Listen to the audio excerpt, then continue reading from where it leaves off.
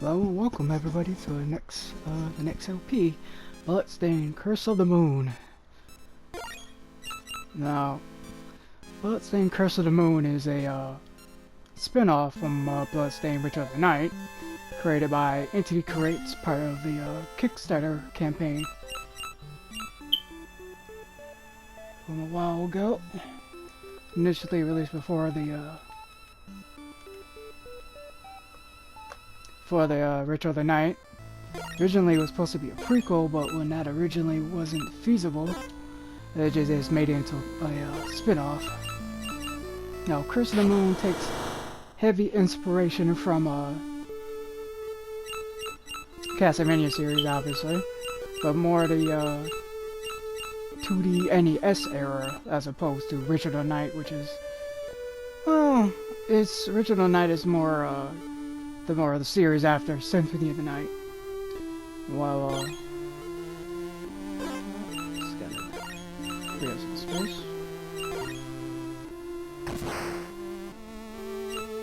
So this more takes off like Castlevania 3, with the characters recruiting and switching in gameplay element. So we start with normal. They give a kind of challenge for this. As we'll go with veteran. Veteran mode. Veteran mode is just a life system, and it also gives knockback. So here's the text for the well, basically giving the basic premise of the game. There was once a man who had been given the moon's curse by demons. That man was Zangetsu, wrapped in crimson garb with eyes like fire. He relentlessly pursued the demons who cursed him. As he journeyed from one pit of darkness to another, he would stop at nothing until he struck down every last demon in his path. One night, he sensed the looming presence of a great demon. He swore to eradicate all demons, no matter how much of a threat they posed. Bathed in moonlight, he cried out as he drew his sword, which consumed the darkness from within its wretched steel.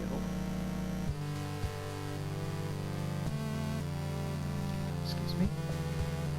On that night, either the demons or the moon itself will feel the wrath of his blade.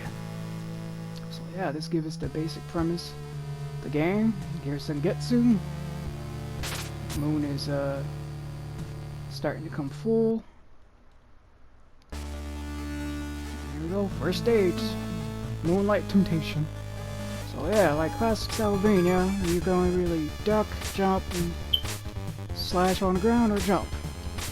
You really can't really control your jumps in the air, so you're gonna have to kind of commit to jumping. So Zangetsu has a basic sword attack.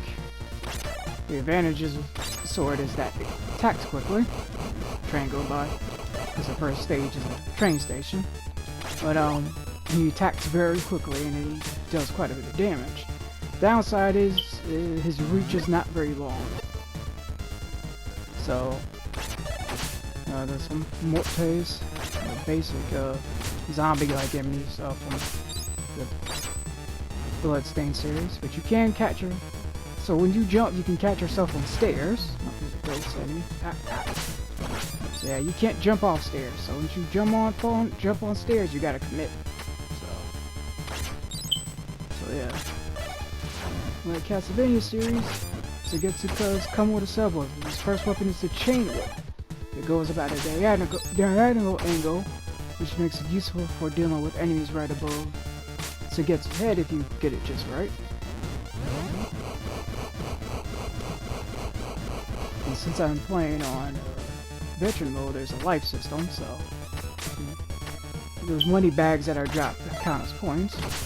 So here's the second sub-weapon, Explosive Charm, which you throw on the ground, lose a AoE effect. So it's pretty small, but it lingers, so continuous. Annoying. Yeah, get rid of these rats. Yeah, that's an area we can't get to. So yeah, other characters we recruit in the party have movement options that allow them to get to areas that Zangetsu cannot get into. And yeah, hearts are health, as opposed to like trays of food, like they are in a classic video game. So here we go. This just gives you instructions how to use sub-weapons, and how to use the magic points to restore your weapon points, and different color lamps contains furious sub-weapons. So yeah, this is an option that was given in this game, because unlike in classic video game, you can only know what sub-weapon you find by hitting candlesticks. So here they make it so it gives you a visual indicator of you're up to a sub-weapon candlestick. And now we get to the train, making it much easier to keep an eye on what sub-weapon you're going to, even though you don't know which sub-weapon you're going to get until you get to it, but still, it's much better than classic video games. Just hitting a random candlestick, you may or may not know what you're going to get. So that enemies have a chance to drop in health or weapon points to reveal your, well, magic vows or recover your weapon points. Zombie dog. We head up because there's another area we cannot get to. Because Zangetsu cannot duck. Well, he can duck, but he can't slide. Excuse me. And that's the area we get to. And there's the demon castle of the game, the Hellhold, as it's called in the Witch of the Night. There's this ghost. Ow. Yeah, so we do take knockback damage on Vectron, so you gotta be careful, because that can... Knockback is probably the biggest way you will die in the classic series. Well, Castlevania stuff. Knockback is not too much of a problem when the game is past Sympathy of the Night, since those are more action RPGs than... action RPGs than like platformers. Stone Golem. So Zangetsu can get in there and attack quickly. And here, this is our guiding skeletons. These guys point you in the right direction, and see where their fingers are pointing. You see a small sparkle go around their finger, so that'll give you an idea of which direction you need to go. Give it to the first stage. It's pretty straightforward. And here we're about to come to the first boss. And so it gives you a bunch of magic vows, and you go with the chain whip instead of the explosive charm, because it's gluttony train, whereas weak point is angled. Excuse me. It's difficult for Zangetsu to reach that with his regular attack, but he can reach it with his chain whip. You can also use explosive charm, but you can only really use it when you get...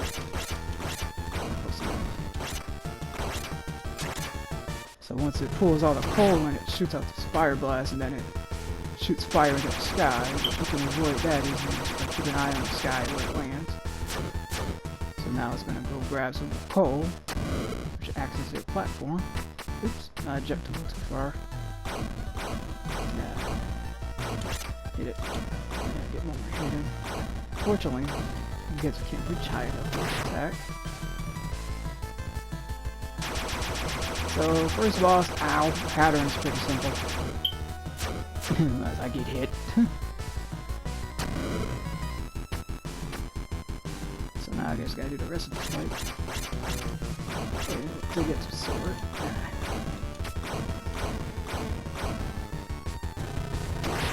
That attack. Yeah. Now, what curses upon Zangetsu is called the, well, has the titular name of the game, Curse of the Moon. It allows you to go back to previous stages to replay them, but doing so will remove your upgrades or any party moves you created. So, honestly, I don't know what the point is. I mean, unless you miss something, which is entirely possible, because you can miss permanent upgrades. Now here's that boss is about to do his desperation attack. Like in Rondo of Blood, if you dodge the boss's desperation attack, you get an extra life. So, you know, with the gluttony train defeated,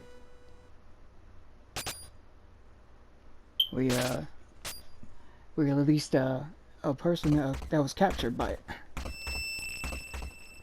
Excuse me. And here's Miriam, the main character for the original Night series, but she's taking a second billing for the Curse of the Moon games. Thank you for saving me. It was a demon's powers you used to seal that beast. You're a shard binder. That power can summon forth demons at will. I cannot allow it. Wait, it is true that I am a shard binder. However, I have sworn to be ever righteous in my command of this power. I refuse to be used for evil. Then show me the proof of that determination in battle. Miriam has become an ally. So yes, like in Castlevania 3, you save your partners from bosses, and then you can recruit them. Like Castlevania 3, you don't have to have one partner at you at one time, as you could recruit all 3 other ones. So now this game just basically tells you about with your allies. You could switch between them with R1 or L1. And because allies have strengths and weaknesses, they can get through certain areas where Zangetsu cannot, but there are certain things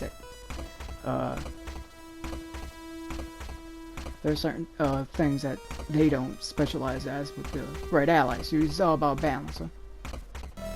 And it's also telling you about, because each of the allies have their own stamina, you can switch to another ally if their health gets low. And each ally has their own sub-weapons as well. We've only seen 2 of Zangetsu's.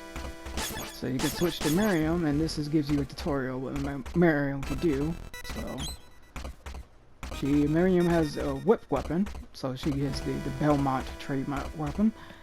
Now she has a higher jump than Zangetsu, but she also has the slide. So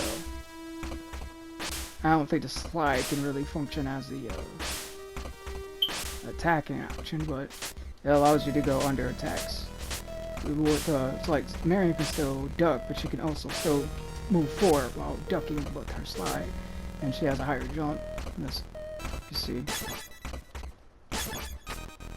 And she has a whip, but it has much better reach than Zangetsu's, but it also doesn't attack as fast. But it deals about the same amount of damage, so it's all about who you want. So we're moving from the train station to the mountains. Third stage, Frigid Hell. Moving through the mountains. Miriam's first weapon is the classic knife, but we pick up her cutlasses, which act as her diagonal chain whip.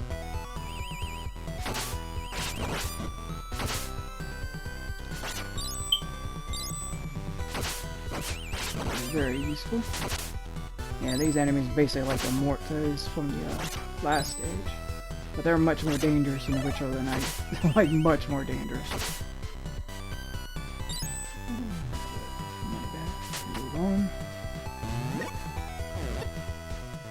Now we get a overshield enemy here.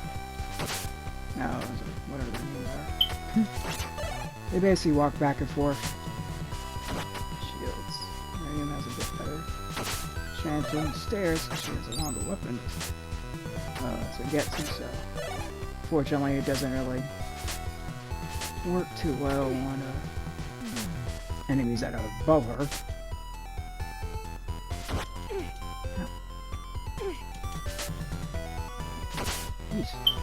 Doing all that. They ain't even getting no health out of it.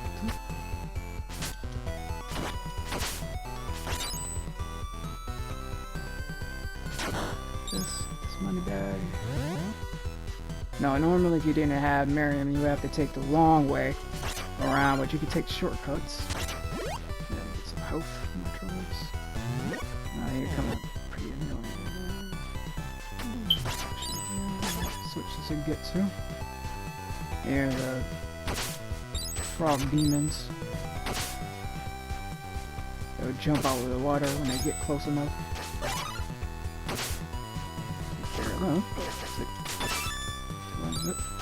Had enough health. Well, gained enough points to get an extra life. Here's get that from Miriam. This is Zangetsu's third sub-weapon. Using this actually increases his strength. And one other neat thing is when one party member uses a certain sub-weapon, you can switch to another party member and they'll gain that sub-weapon's attributes. So making switches between allies a good thing. Well, that's another one of Miriam's sub-weapons. We ain't gonna need that. They all share the same, normally those enemies take 3 hits, but it takes about 2 when charged up. Normally these guys take about 3. There we go. Yeah, we gotta be careful. Miriam's high jump can actually get you killed. So, that guy. Yeah, areas like this, with knockback, could very quickly kill the party, so I want to be a bit cautious there. So yeah, we just took it the wrong way around, so we have to deal with all that noise. And now these guys are helpful, so we got some. Yeah, these guys got a spear, so they long reach. Now, the knife sub-weapon has its uses, but it's definitely the weakest of the sub-weapons, but it's also the cheapest. But it could be thrown repeatedly, so very quickly, and it also goes through walls. So if you wanted to like cheese an enemy from a really fair distance with a knife, you can, but it will take a while to just due to the simple fact that giant bats. So yeah, this Miriam's cutlass weapon deals with these guys pretty easily too. Now, luckily once they fly off screen, they're gone. Careful of that. Oh, no! I threw it too early. That's what happens. Fortunately... Ow. Fortunately, you don't lose a life until all party members die. That happens too much. Yeah, that happens a lot. These enemies are pretty annoying. Oof. Unfortunately, Miriam is dead until I beat the stage. So all party members have to die for you to lose a life, but that is pretty annoying. So I don't think we're able, I don't think we're able to get the upgrade if Miriam is dead. Ow! So yeah, these archer guys are pretty darn annoying. And Zangetsu's dead. Fortunately, everyone's back to life if we die. Okay. That was embarrassing. Here's Miriam's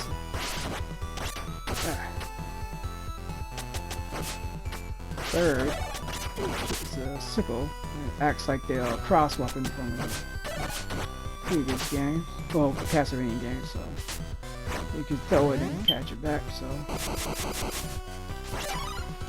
Here's Miriam's last weapon, a massive axe that deals massive damage. Yeah, normally it would take like 5 or 6 hits to kill that with Miriam or Zangetsu. With the axe, it just destroys it in 1 hit. And over here we get our first upgrade to our weapon points. So now instead of 20 is upgraded to 30. Take care of this. Take care of the ice golem. And here we're about to reach the boss. Grab his health.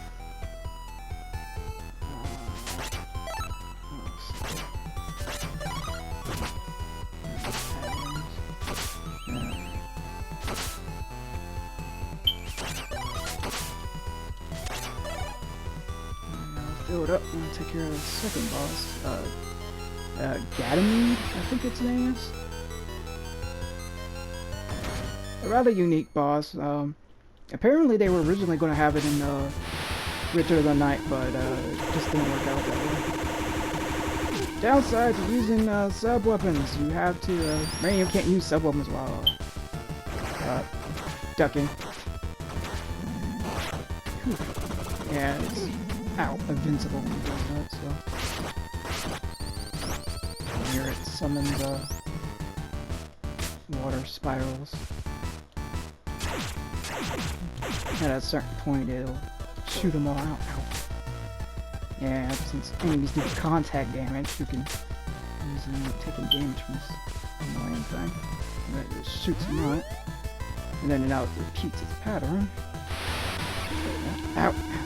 Closer. I have to switch it this way.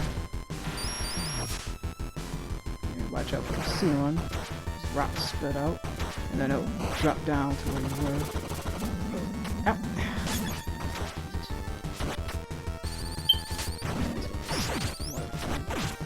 And the water orbs and flies in a figure 8 pattern.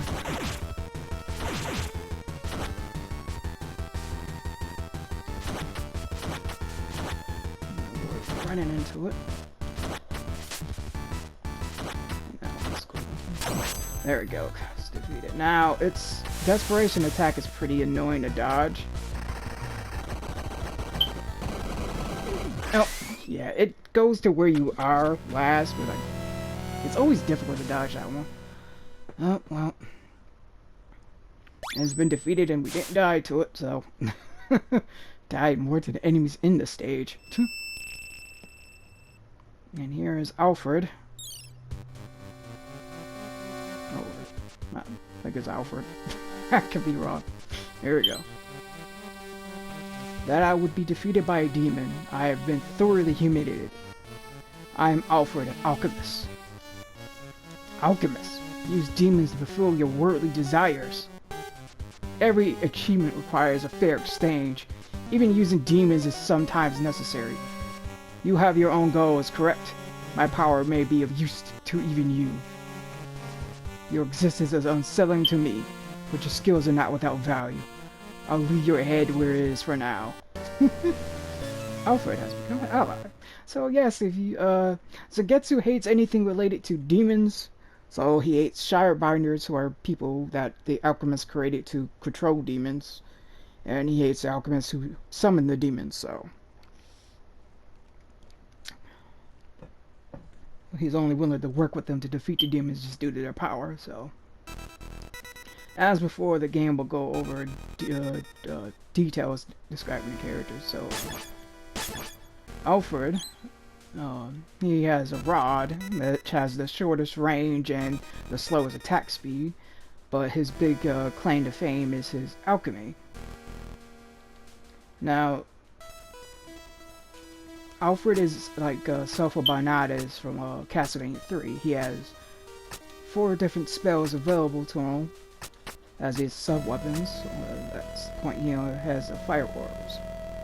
But the downside is he has the lowest health of the party, so it's probably a good idea to only use him in certain situations. So we'll head on to the 3rd stage. Now, going through the mountains in the underground caverns, we'll come into a pyramid of some sorts. Stage 3, the Breathing Void.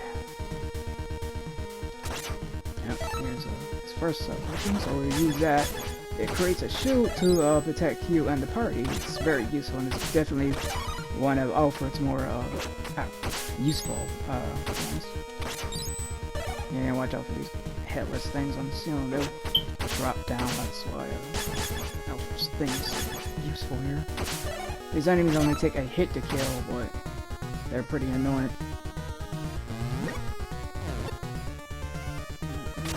Another area we can't get through right now. Yeah, so those acts as a shield. So those will do damage. Zangetsu.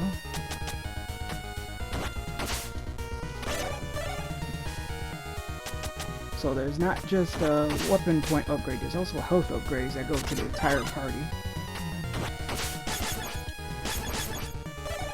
So yeah, just mastering when you switch your allies and who to have in front is very important. So, luckily you can also activate sub-weapons on stairs. Now this enemy would continue to shoot arrows infinity. By basically infinitely shooting arrows at you. So the only way to get through that part is with Zangetsu's, well not Zangetsu, with Luffyred's fire orbs. But if you don't have that, you can probably tank it, and I wouldn't suggest that. So it's best to avoid taking damage. Now another of Luffyred's self-weapons is the Ice Caliber, which is very powerful, because if you combine the Ice Caliber, which freezes any enemy, so if you combine that with Luffyred, if you combine that with Miriam's axe, it would actually deal 4 times or twice the damage. Well, 4 times as opposed to twice the times damage. So use the Ice Caliber, will freeze this guy. No, oh yeah, no, we can't use that to jump over. Never mind. Normally you'd be able to jump on top of that guy. Well, I don't think actually you could. Nah, never mind. I thought you could jump on. Well, frozen enemies can be used as platforms, is basically what I'm getting at. And then we get another area with these bloody rats. I don't even think the rats ain't much of a problem, it's the giant rats.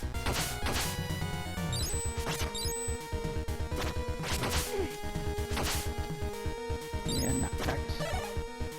Still annoying to deal with. Luckily, her cutlasses go at an angle. So we land right on this stupid thing. We should go up there. It is.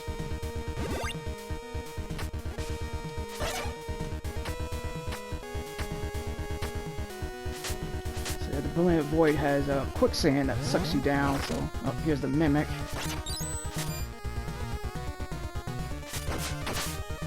Luckily, they only take 1 hit to kill.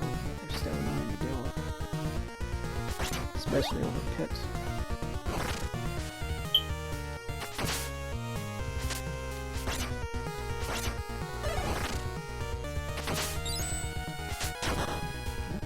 Hitting the way. Much like Castlevania games, there are 1-ups to be collected. Right? Come on.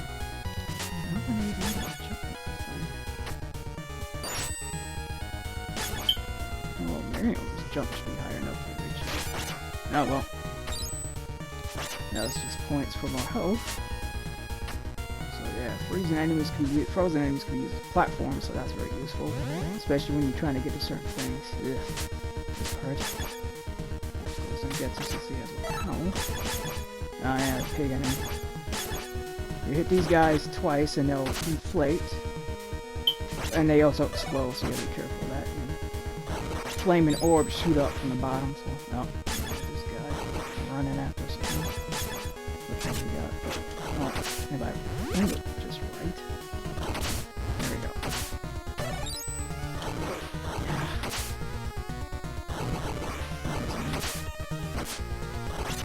Yeah, that would have been a good part to have all of this. How? Yeah, we can get chained to death pretty easily.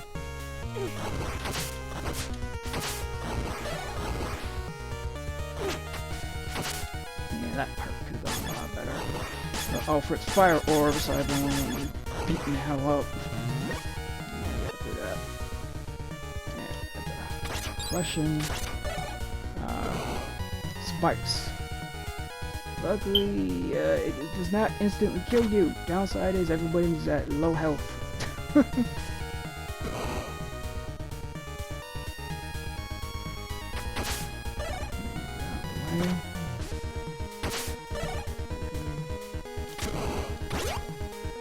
That was health.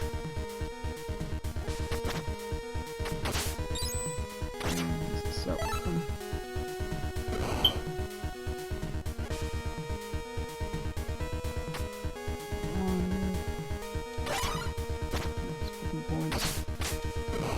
As soon as you fall too far in the quicksand, you'll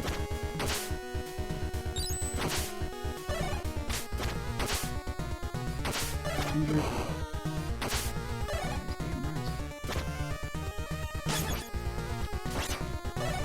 So we got through that part. You better know with all these darn rats, but... Yep, we got through it. On to the next area.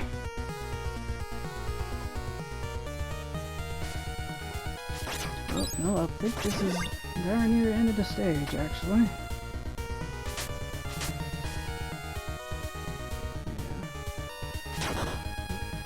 Points. Down. Now, if we didn't have Miriam, we would not be able to reach this. But if we had Alfred and his Ice Caliber ability, we'll be able to freeze those two lanterns at the bottom there and use them as platforms to reach up there to grab that health upgrade. Now, if you were Zangetsu by yourself, you would not be able to reach that.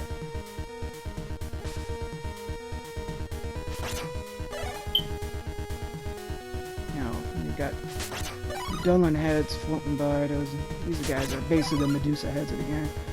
We'll go with her axe, because if we combine the...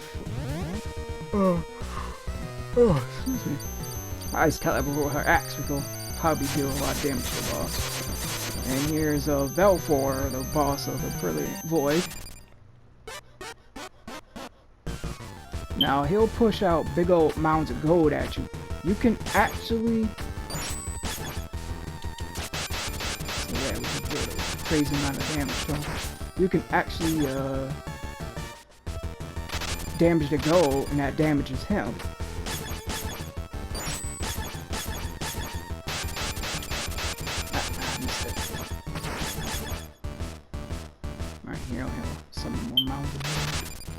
So if you destroy all the gold, the hands will actually retract as well. But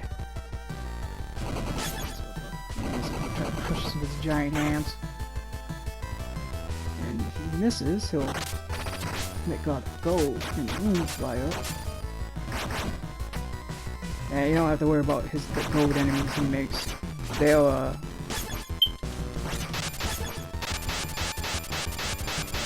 eventually get crushed by the walls of gold he pushes towards you.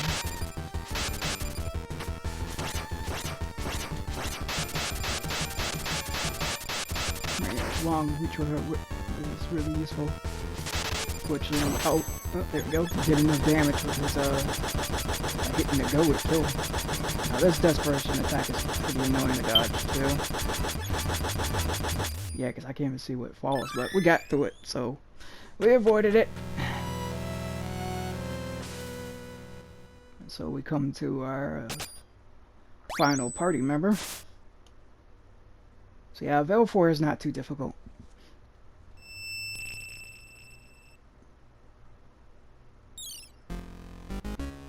Use Jibo. Another shard binder like Miriam. Curse, shard binder. You carry the power of numerous demons. Very perceptive of you. I require the demon's power to achieve my revenge. At this moment, our objectives aligned. Cooperation will be fruitful for us both. So be it. I'll let you continue breathing for now. Jibo has become an ally. Excuse me, so yeah. Zangetsu is not exactly making many friends with him. Basically threatening to kill everybody. Yeah, Jibo is a shardbinder like Miriam, but unlike Miriam, Jibo hates humans and wants to get revenge on the alchemists who turned him into a shardbinder.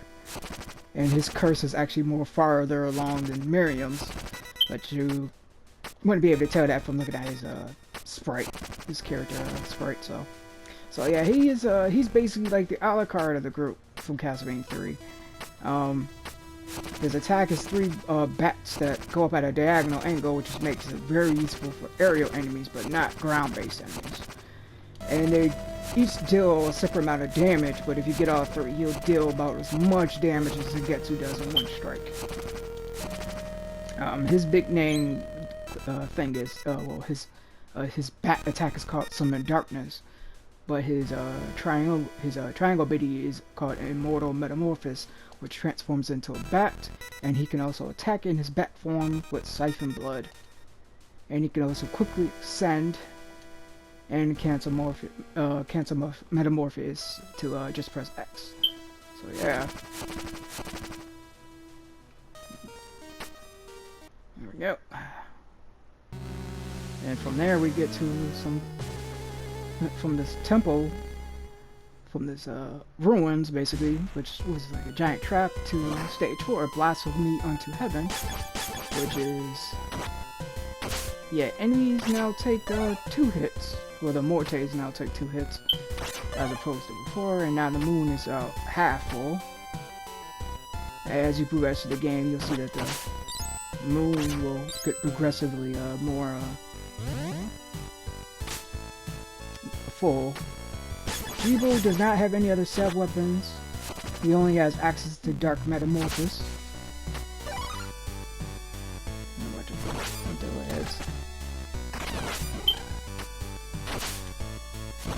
So yeah, normally it would take 2 hits, but because Jibo's attack goes up at it. I don't know if you aim it just right. It'll deal some damage.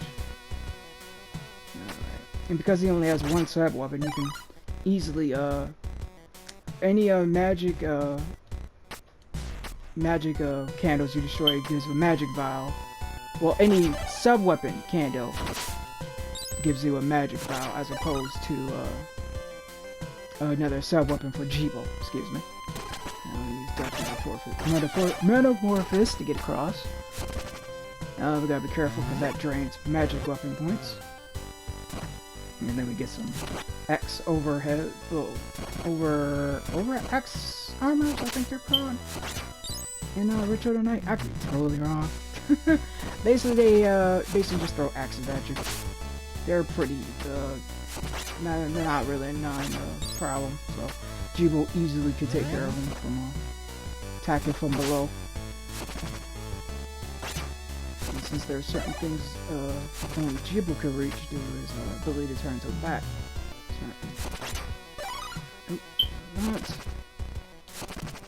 Now there we get to the 4th stage. We're getting a step up in difficulty, that's for sure. Enemies need more hits to get killed.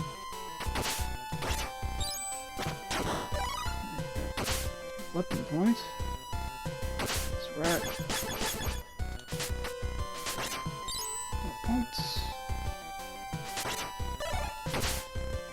Now, if you have not noticed, Ritual Curse of the Moon is far more forgiving than any classic Vania game. Like, super forgiving. I would have probably had so many game overs by this point. If I was playing original stuff.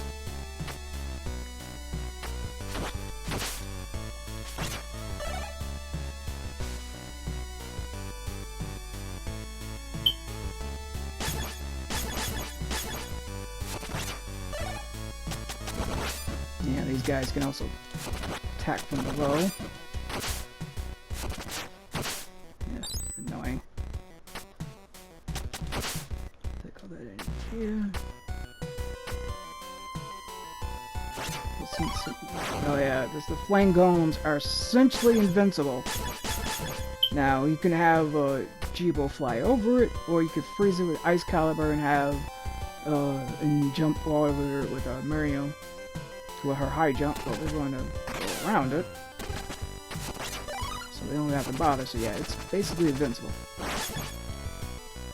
The only way to kill it is using Ice Caliber. Ugh, okay, yeah, we're switching here.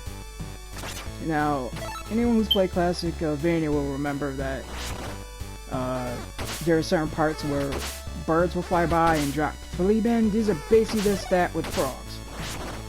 Luckily with Alfred, excuse me. I always keep calling him Albert for some reason. Alfred's fire orbs that you can easily get through. Can't handle enemies, but so it gets Jibo can take care of those from the air quite easily.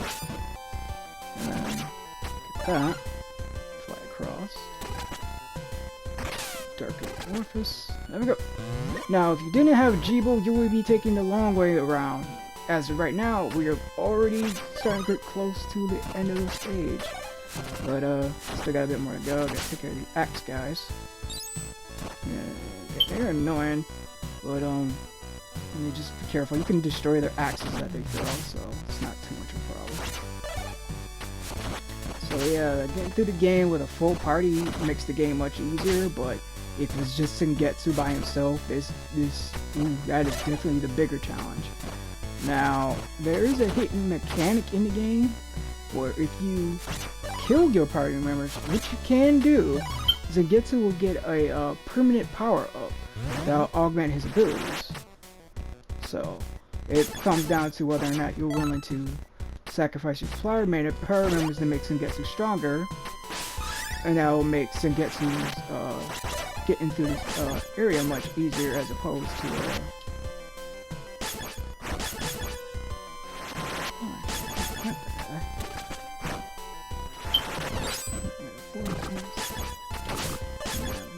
annoying one. Yeah, the frogs are pretty darn annoying. So just bum rush your way through them. And with that, go this way. Here we get the final stretch to the boss. Well, final boss. The boss of the stage. Head on up. Let's see. No, this is his that's yeah, ghost. Just to keep appearing on his part. Annoying. That was Alfred's last sub weapon, the body basically splits him into two with an illusion in front of him. Said illusion is I think this is ice color. It is. Said illusion is there copies Alfred's movements and his attack, and it basically extends his attack range. But the downside is it's not very powerful, and you can't switch the body copy ability to any other party members. And here we get Valak, the two-headed demon dragon. Now, yeah, you hit those, they explode. So, yep, it's one head. Ah, oof, yeah, let's switch. Yeah, lose that thing. Oh, ow. That's annoying, because I was not expecting that to. Yeah, these things can be annoying.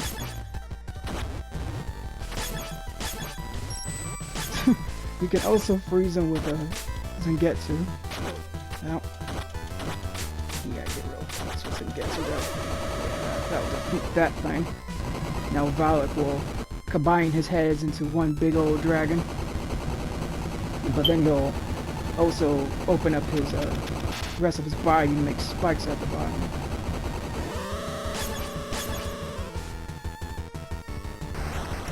So certainly we can keep doing this. Oh, yeah, we gotta duck down to avoid the fire.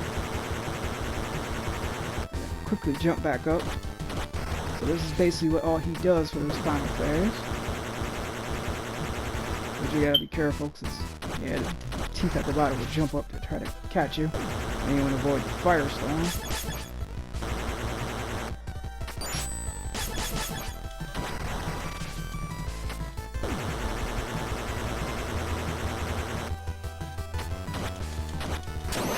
There we go.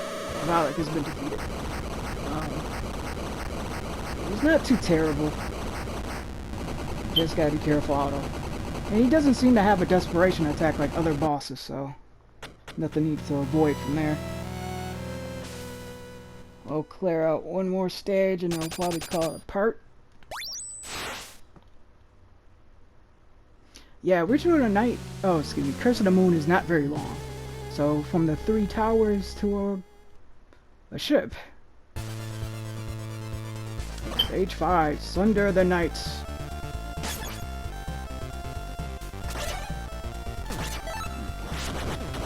Fireworks. Now these enemies are definitely a lot more annoying because they don't take as they take a lot more hits to kill, and they're also constantly jumping at you. So, oh! For some reason, I didn't make that jump with Zangetsu. That's annoying. No, battle axe. So yeah, like before, we gotta finish the stage with just the other party members. Zangetsu. One other big thing about Zangetsu, because he has the highest health, he can basically tank the most hits. Unless, you know, you do something stupid like fall off a pit. So.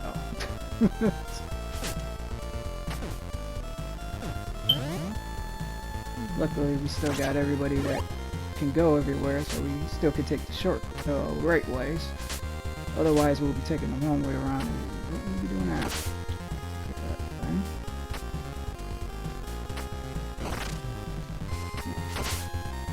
This is sickle.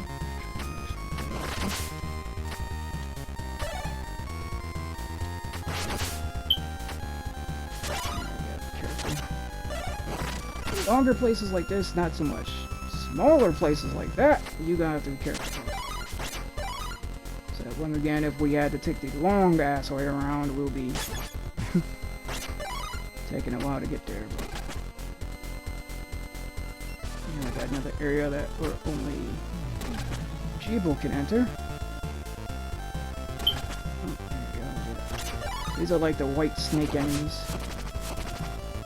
from Castlevania. Occasionally shoot fireballs, but once you kill them, they drop a bunch of weapon points that you can use. Get over here to grab that extra life.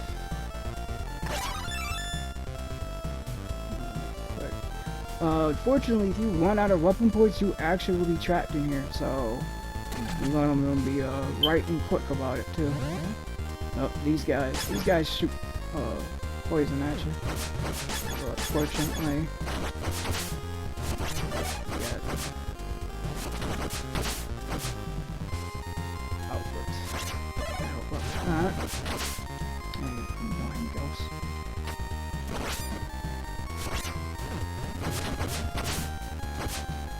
just move ahead. Oh, now we come to a Della Hammer. These guys ain't got no head. Fortunately, but then they pull their heads back to hit you with. Yeah, they're not too much of a problem. This is a sub-weapon. Let's see, compasses. Grab that. Oh, I probably should have put that. Yeah, just having your weapon go at a horizontal angle does not help. But there we go. Get a particularly annoying enemy right here.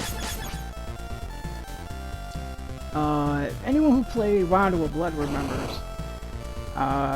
There's a ghost enemy on the ship. Now, you want to avoid dying to this thing. Oh, of course. Miss.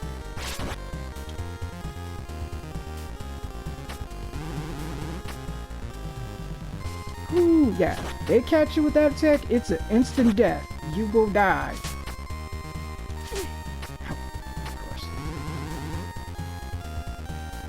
There's only 2 of these enemies in the game. Come on. There we go. Whew. There's only 2. One here and one more in stage 7 or 8. That's it. Weapon energy for our troubles. Ow. Avoid that.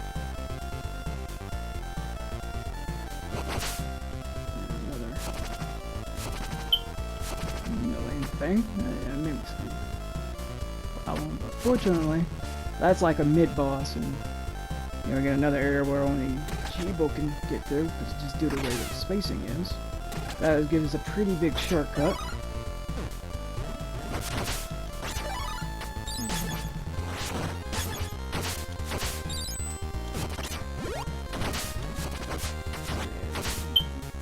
Fire orbs are.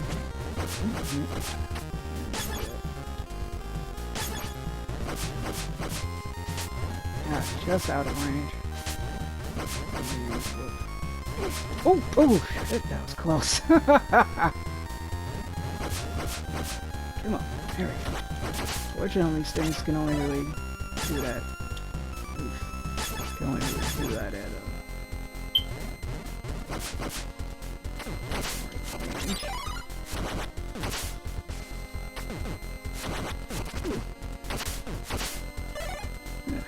Annoying.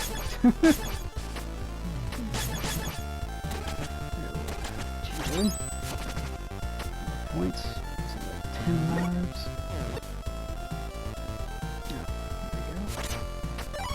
Now, it's another area. This is an area you could only reach with Jibo or Alfred. With Alfred, you could freeze it and climb up its body. But with Jibo, you could just fly up here, grab it. So we get another health upgrade.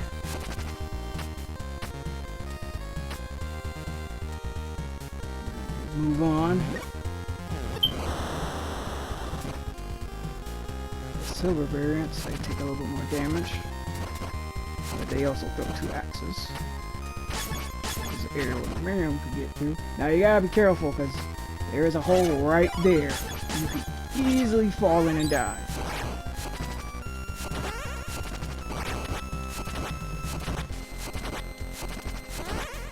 If you're not paying attention, I've seen many a person fall to their death. And then, yes, you are going against the wind, so. Ooh, that was close. So yeah.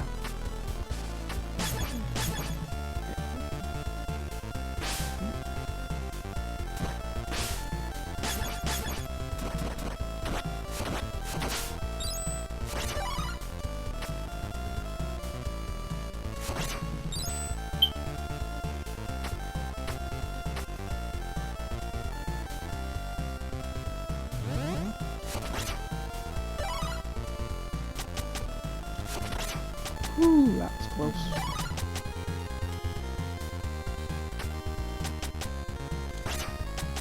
No, should definitely hit.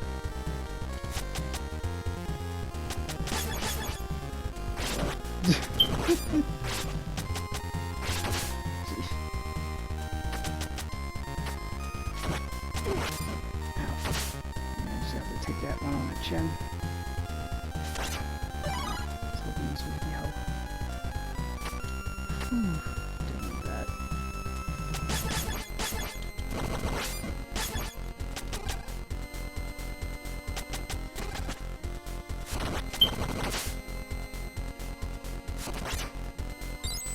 Before combining abilities make getting through certain stuff much easier. Health.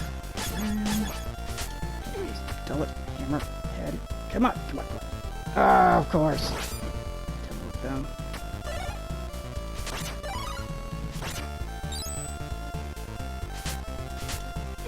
Oh no! No. So now Miriam's dead.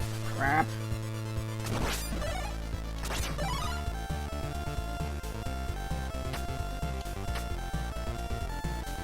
Oh, here is. Alfred's last. Sub-weapon, it's Thunder Orbs. And here's the boss of Stage 5. Andreas, it's a very difficult name to pronounce. It's basically a glowing peacock monster. That will fly across the stage and launch out its feathers, and then it will fly back and forth again to now depending on which side of the screen it'll land on, it'll do different attacks. So he's doing this attack again, and he'll get there and blow you into it. Ow. But fortunately that seems to leave him stationary enough to attack. Normally you could catch him with something down.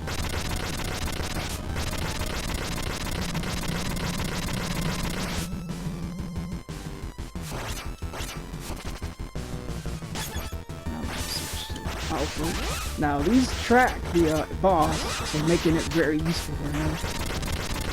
Now he'll perform a different attack from this angle. Oh, he's dead though. Yeah, the Thunder Orbs pretty much eats away this boss's health. this attack is always annoying to dodge.